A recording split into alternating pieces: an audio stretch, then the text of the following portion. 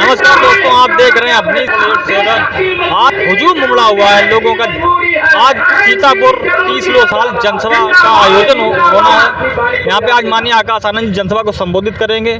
तो हमारे साथ में कुछ लोग हैं। सर, क्या नाम है आपका? मेरा नाम राजवंत। आकाश आनंद जी की चुनावी जनसभा है, तो आप क्या देखते हैं इससे? हम ये देखते हैं कि जितना जनमत यहाँ पे मतलब इकट्ठा हुआ है कि आकाश इस बार जो है बहुजन समाज पार्टी सत्ता में आएगी और बहन जी प्रधानमंत्री बनेगी। बार से महेंद्र यादव जी को टिकट दिया है, क्या यादव समाज इनका साथ देगा? बिल्कुल साथ देगा। पूरा यादव समाज जो है बहुजन समाज पार्टी के साथ में है और इस बार पूरा यादव समाज, जैसे हमने कई बार देखा है पिछले चुनाव में, जो है कि यादव समाज ने जो समाज है उन्होंने पूरा सहयोग दिया है अपने साथी को। उसी प्रकार इस बार भी बहुजन समाज पार्टी के जो पार्टी का वोट है वो तो मिलेगा ही मिलेगा, लेकिन जो ओबीसी समाज का या यादव समाज का जो वोट है वो माननीय महेंद्र यादव जी को जरूर मिलेगा और महेंद्र यादव जी इस बार यहाँ से भारी बहुमतों से विजयी होंगे।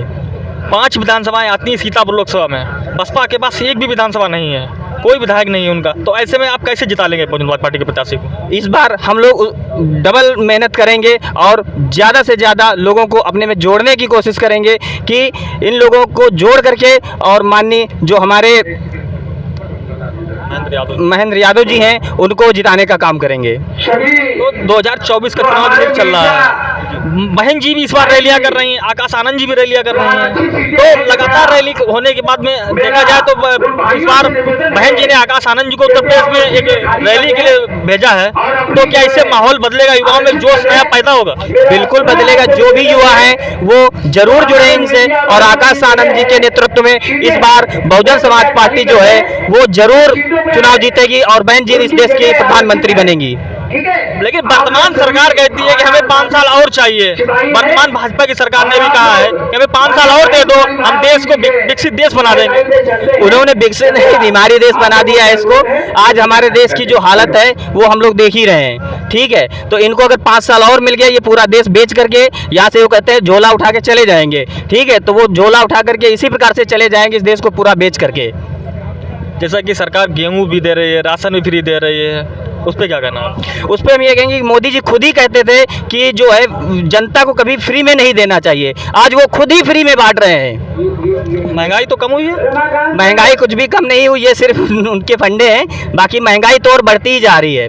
अभी जैसे चुनाव का माहौल आया है वैसे उन्होंने कुछ चीज़ों पे दाम गिराए हुए हैं, लेकिन जैसे ये अगर दोबारा में सत्ता में आते हैं तो उन्हीं चीज़ों के दाम जो है वो लगभग 4-5 गुने हो जाएंगे।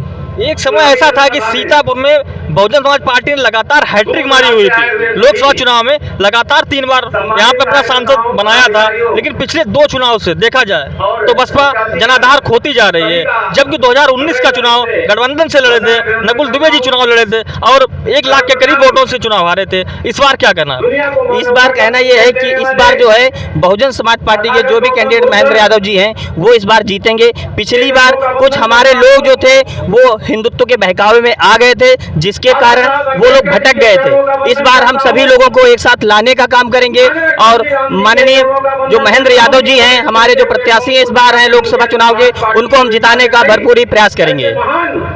आप युवा हैं, रोजगार की बात करते हैं।